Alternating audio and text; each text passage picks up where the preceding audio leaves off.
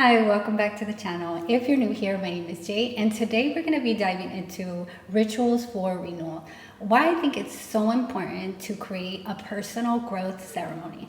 When major life changes happen, we tend to bypass them because they're either too difficult to process or society tells us that they're just normal part of life. As someone who has experienced many life changes, like having to start over because I moved to different cities, or dealing with job loss, to dealing with mental health challenges and even chronic pain after an injury. Honoring my past life allowed me to rebirth and manifest a life that I really wanted, and it brought more meaning and purpose into my life. I know that if I would have embraced these rituals sooner, it would have made such a big difference in my mental and physical health. So let's explore why creating personal growth ceremonies is so important. Major life changes have historically been marked by rituals, signifying growth. There's a book, it's called Life Transition, and it highlights the tribal significance of growth, which is often lost in today's society. When we face difficult life challenges, we often tend to bypass their significance, and that often leads to isolation and depression. In traditions like those in Mexico and other Latin American countries, you have Dia de los Muertos, Day of the Dead, or something called the Temazcal ceremony. In this ceremony, it symbolizes rebirth, soul cleansing, and our connection to nature. And of course, not everyone can participate in these ceremonies, but we can definitely create one of our own.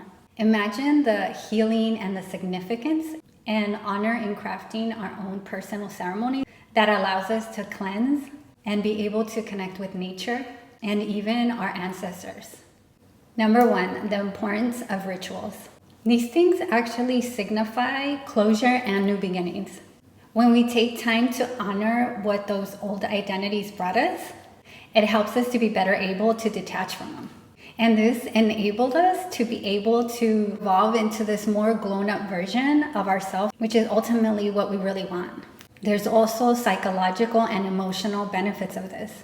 These personal rituals, just like traditional ceremonies, they help us to transition through life challenges, challenging our sense of identity and what often comes up, which is a feeling of abandonment. By creating our own ceremony, we're able to find healing and closure from this. And then we're able to embrace these new beginnings, and we're able to honor our personal growth.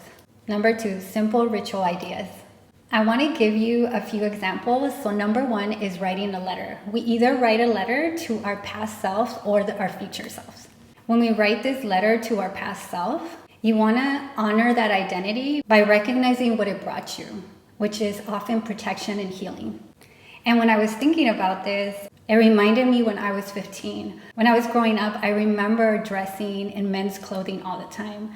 And the only thing that was feminine about me was I had long curly hair. I would often wear hoops sometimes, or maybe even lip gloss, but not often. And that was because I was trying to mirror and emulate the environment that I was growing up in. There was a lot of toxic masculinity, something I didn't know back then. And when people thought about femininity in that environment, they looked at it as vulnerable and weak. And even though I didn't know it at the time, I was using that identity as protection until I was able to grow up and really start to question, what does femininity and womanhood really mean? And I also started challenging what masculinity was outside of an environment that had toxic masculinity. Now, if you want to do a future letter, you can start writing it in the present tense. So for example, I recently lost my job, and I've been writing a letter to my future self that I can be a content creator, that I can be a business owner and be financially stable. Now that was for the ladies that like to write or journal. But if you're more of a visual person, you can definitely create a vision board. Vision boards don't have to be just for the year. You can actually create a vision board for this new identity that you're evolving into. A vision board can help you express and explore this new identity. And imagine how this will influence your life, your work, your social, your personal growth. Envision the woman that you want to become in this next chapter. And the third one is a nature ceremony. When I was doing my research, there was something about planting a tree or lighting a candle in nature. Just be careful.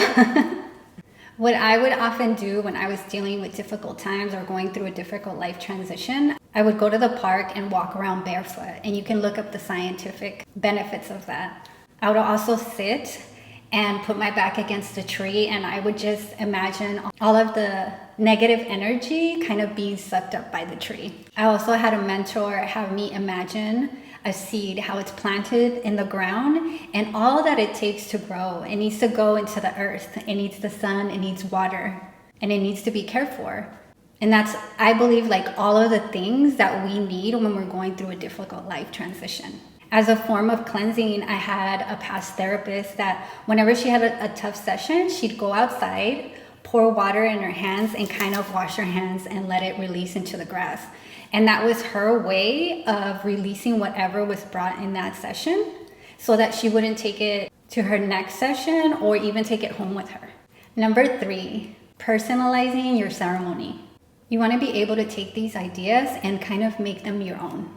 You can incorporate music, symbols, quotes, and you may want to invite family or friends.